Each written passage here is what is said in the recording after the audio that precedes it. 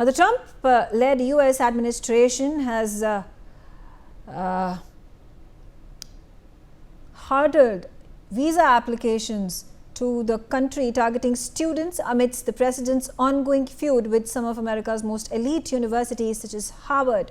Now, Secretary of State Marco Rubio has issued a memo to all diplomatic posts asking US embassies to put a halt on scheduling further appointments for student visas as the department prepares to expand the social media vetting of all applicants. The State Department memo has asked embassies to remove any unfulfilled appointments. However, those that are scheduled already have been allowed to go ahead.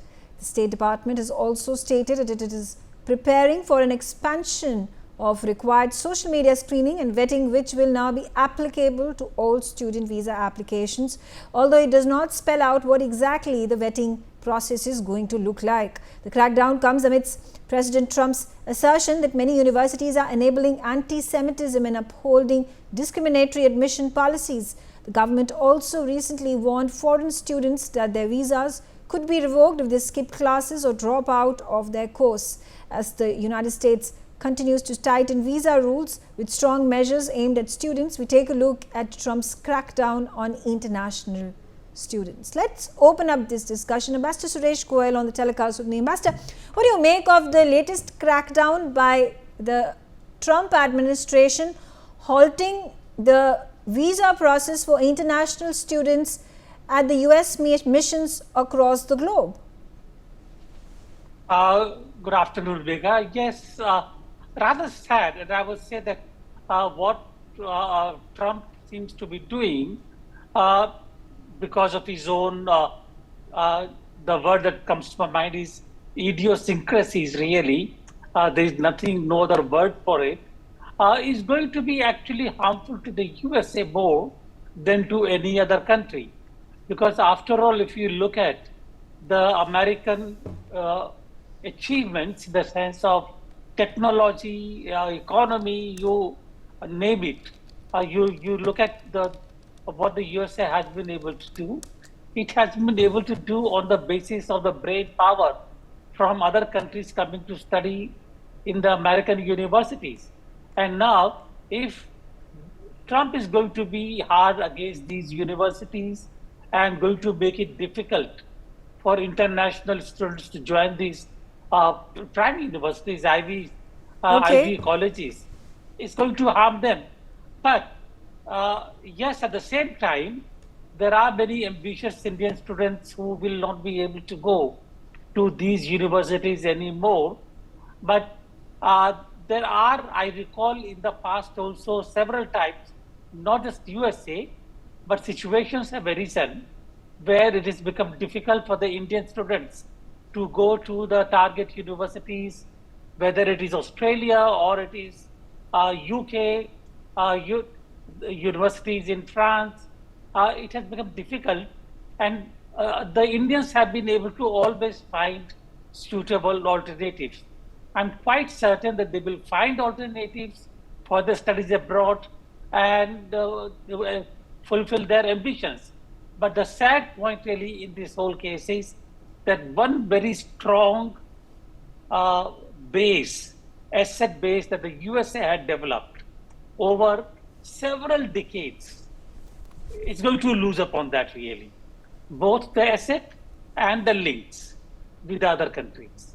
Okay. Okay, Professor Madan Alabat, this incident reminds me particularly over the $100 million pullback of the grants that traditionally used to be provided by federal agencies to Harvard, the decision that has been made by the Trump administration. And in 2021, there was this highly provocative program that was conducted that was sponsored by Harvard and Stanford and Princeton. This was about dismantling global Hindutva is what it was themed.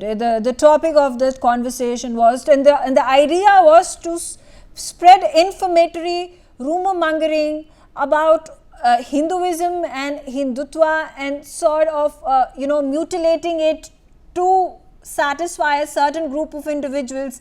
And and the narrative that they wanted to peddle about India, and particularly Hinduism and Hindutva. Now here it looks like what Trump is cracking down on is any sort of and quote unquote anti-nationalistic tendencies that international students may have who want to enter into United States of America. I think one of them being spreading the message of anti-Semitism, and Harvard has been scrutinized for this as well by the Trump administration. Do you think it is important at this point to very closely look into and monitor what kind of programs are run in these very established Ivy Leagues, the likes of Harvards and Princetons? Well, Megha, I want to point out there's no reason for Indian students to panic unless they're students who have got a very radical bent of mind. And that is where the vetting of their social media comes in.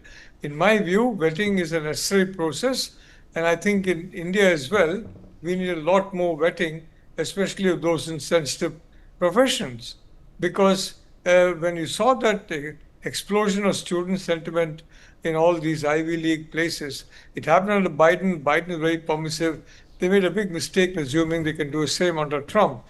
The slogans were not just for Hamas and Hezbollah, which frankly are inexplicable. I mean, how do you support Hamas, a terror organization? Hezbollah, which conducted so many acts of terror against Israel. I don't know how you can justify that. But a lot of the rhetoric was anti-US, that the American system is breaking down or broken down, and and all kinds of horrible things were said about the US itself. So, quite frankly, Megha, this is only a pause. As Prime Minister Modi said about Operation Sindoor, it's not a halt, it's a pause. This is not really a halt, it's a pause. And there'll be careful vetting, and those students who have got a radical bent of mind, they need not worry. I mean, Canada will welcome them, Australia will welcome them, the UK will welcome them, until, of course, conservative governments come to power, which will be a different situation. But I just want to say no reason for Indian students who don't have a radical bent of mind to panic at all. So I think it's quite understandable that Donald Trump did this for a simple reason that he and his national security team were horrified at the kind of slogans these students were raising. And I'm sorry to say, not only foreign students, but some US citizens, American students as well. So as a consequence, the increased vetting has come into play. And in my view, there's nothing wrong in that.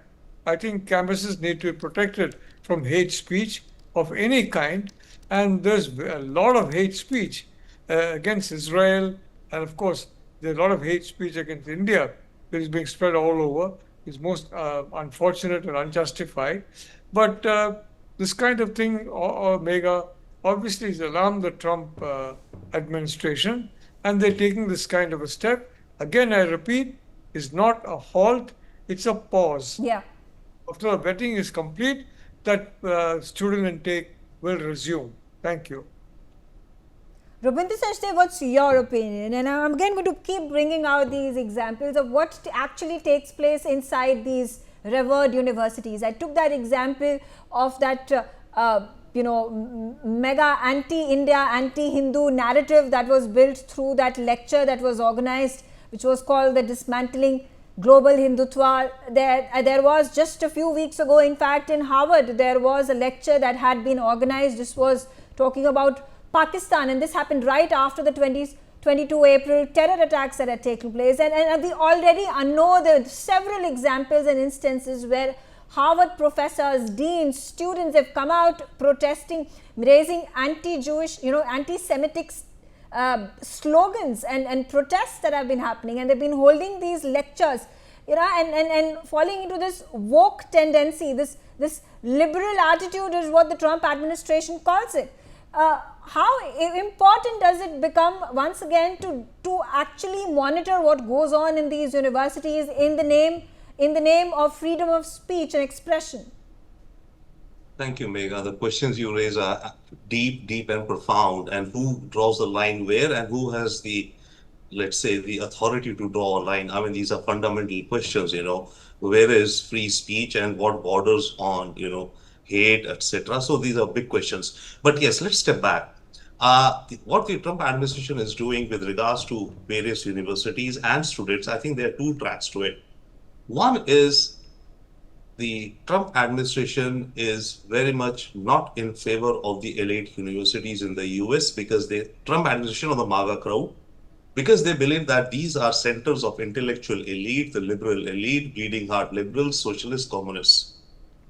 They want, they really want to eliminate that, okay, from their Ivy League or whichever universities.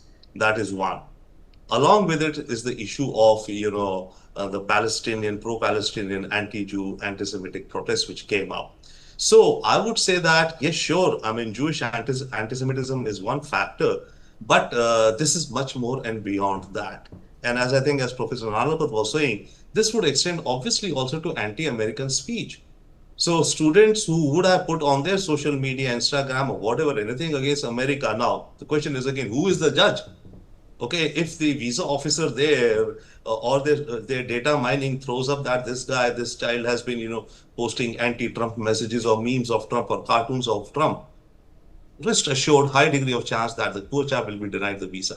Okay, so so there are two elements. One is, the anti-intellectual, anti-university bent of the MAGA crowd. Secondly, yes, anti-Semitism went that, and also at the same time anti-America views. Essentially, they're saying that we want to welcome people into our country whom we think conform to our, our architecture that we have out there. Now, couple of points. I do think that it will unfortunately lead to some drop in the students. I do, unfortunately. I'm not so cheerful because one, there'll be delays, they'll be setting up new systems, social media vetting, how they're going to do it, data mining, AI, etc. What it throws up, nobody will be able to question it. Another reason why the Trump administration is doing this is to, in a way, tighten the screws on the financial, let's say, revenues of the universities. International students contribute substantial sums. Let's say, take the example of Harvard, the case in point nowadays. About 1/3 or so of their foreign students are foreign, 1/4 or 1/3, right? That brings substantial income to the university. Now, if the number of these students goes down, it affects the revenues of those universities. Sure, it affects the overall American economy, but there's a lot going on in the American economy that Trump is looking to juggle, and they think that can make it happen all towards a very, golden future.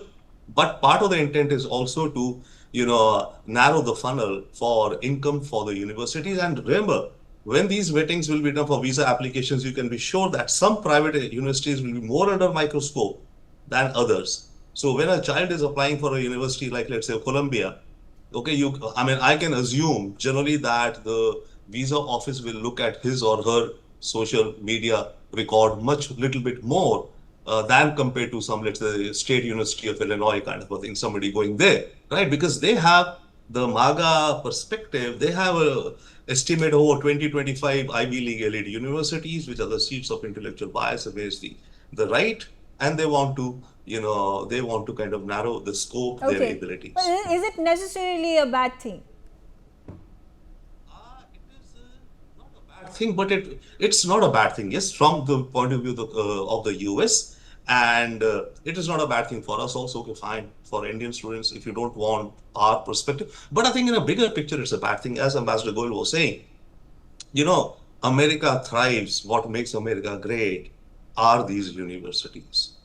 They are cutting down research grants. By the way, that will also reduce the number of students because many of the PhD and MTech master students, when they go, they're going on to work on research grants. Now, grants of these universities have also been chopped off, right? So this is, I think, probably absolutely not good for America in the long term because it's the, this is the magnet which makes America great fundamentally.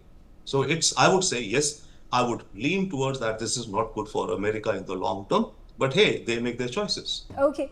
I have with me Dinesh Jotwani. He's a career counselor joining me on the telecast. Dinesh Jotwani, have there been a lot of phone calls that you have been receiving in the last 12 hours once this information came out late last night about the US administration halting the visa process for international students without any stipulated time period being announced by Marco Rubio? I do agree with Professor Madhav. He just mentioned that it is a pause. Uh, but at the same time, I see as a lawyer, I see a lot of queries that are coming to our office with respect to what does it entail for Indian students, and they are worried. At this point of time, the parents are worried, the students are worried. They're worried about the career because many of them actually chose only going to US to study. What will happen to them? What does that mean to them?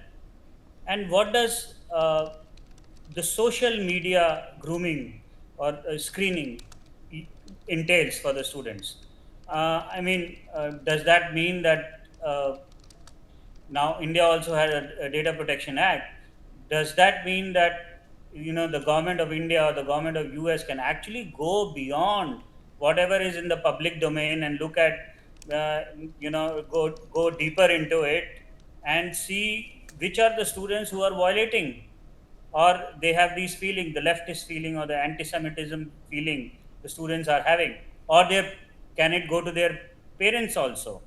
Can they look at the family background of it? Which political party or which political inclination in India or US does the student have?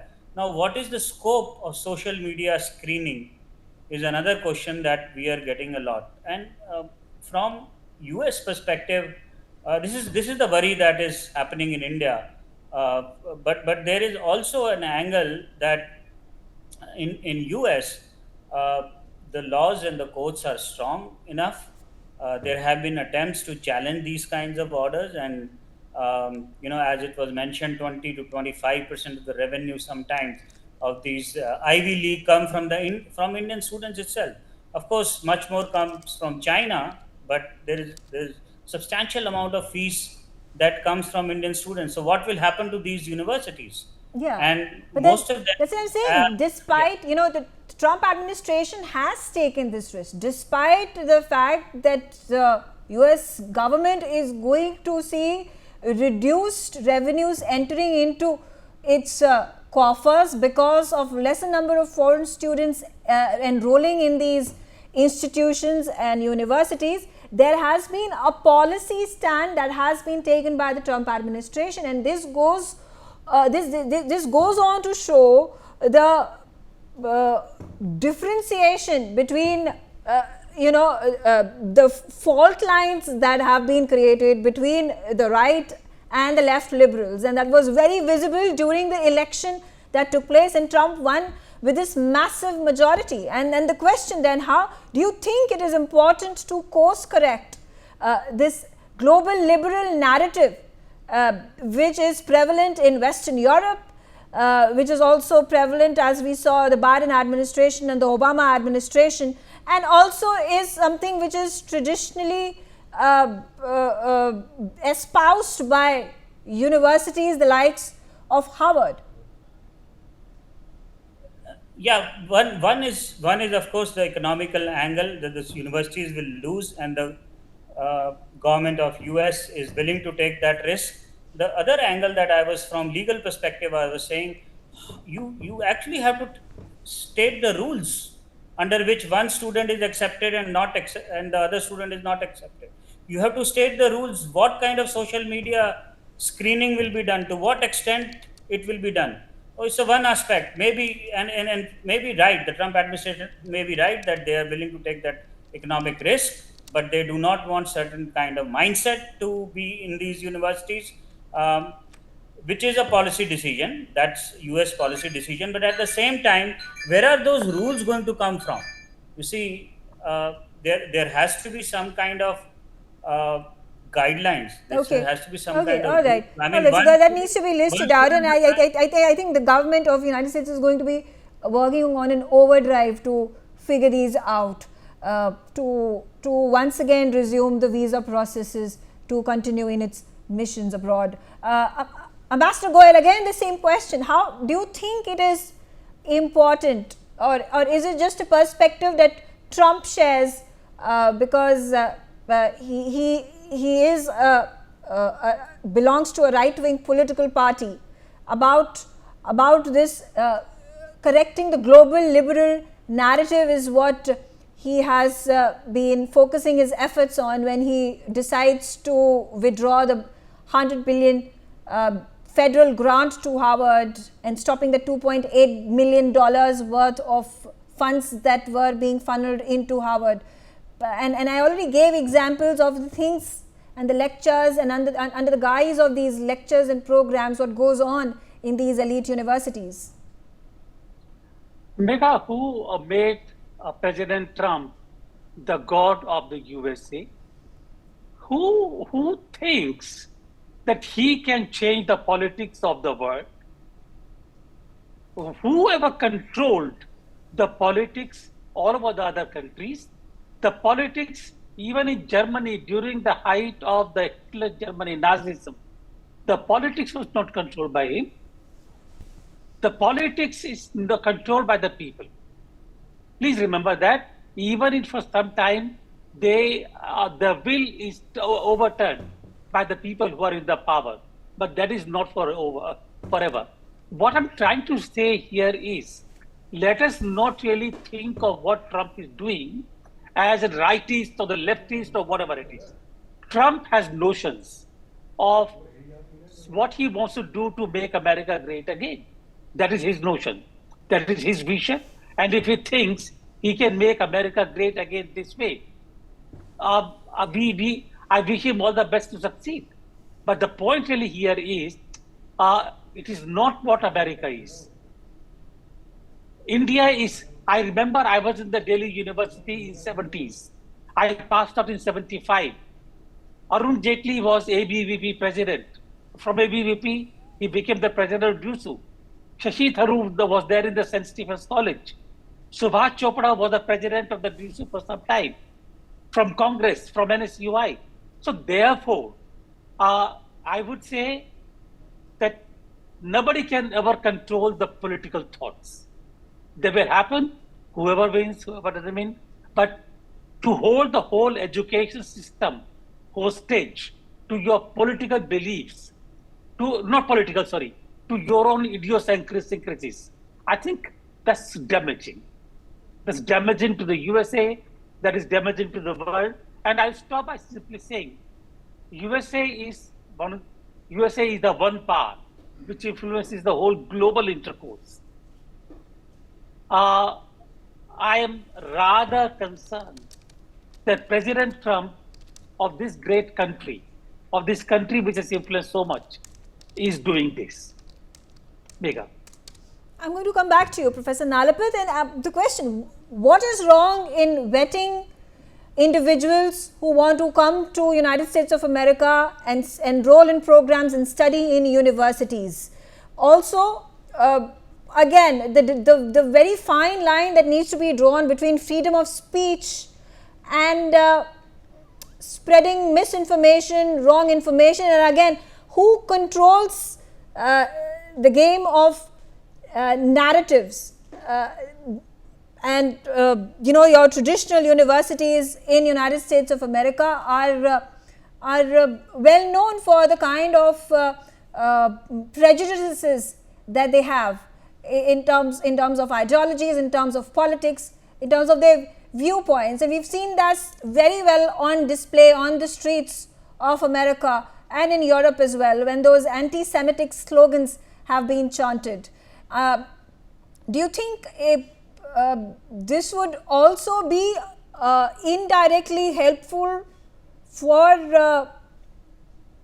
India in terms of gradually revolutionization of how universities operate in a certain kind of ecosystem that they up until now had been used to operating?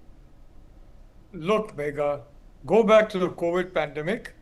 There were people who said the virus escaped from Wuhan lab. They were dismissed as cranks.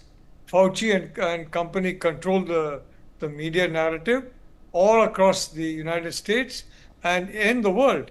And anyone who dared to suggest it came from the Wuhan lab was labeled as a crank or somebody who's unscientific, when the reality is, it's been now proved beyond doubt, it did originate in the lab, and those who said otherwise were the ones who are unscientific, where there is complete suppression. What has happened in France? Marine Le Pen has been banned. What's happened in Romania? The most popular candidate has been banned. What's happening in different parts of the world? I mean, people who are, challenging what you call the left liberal establishment are being banned. They're being barred from contesting elections, and that's been happening in a multiplicity of countries in many cases. So let me say, Megha, it cuts both ways. You can't have one section of society saying we have the freedom to speak what we like, but if other people speak what they like, we'll suppress them. I mean, let's be honest.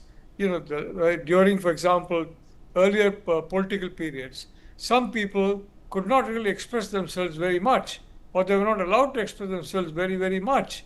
So there wasn't that suppression of freedom of expression. Let's not be one-sided about this. The reality is, unfortunately, across the decades, governments have been using this phrase, freedom of expression, and then justifying stopping of certain views because they don't find those views unpalatable. It's been going on for a long time, Megha, and I think, all this big furor about Trump. What happened during Biden? What happened? What is the image of India? A country where in every street Muslims are being butchered, Christians are being tortured. I mean, is that true? Was that true anywhere? It's utter nonsense. But anybody who dared to say it's utter nonsense in the United States would be drummed and feathered and driven out of wherever he or she was. So, is that freedom of speech? Is that tolerance? Yeah. The intolerance or tolerant, frankly, is, I think, something that we need to focus on, Megha. Okay, all right. I'm out of time. I thank all of you for joining me on the telecast and sharing your views on this very interesting subject.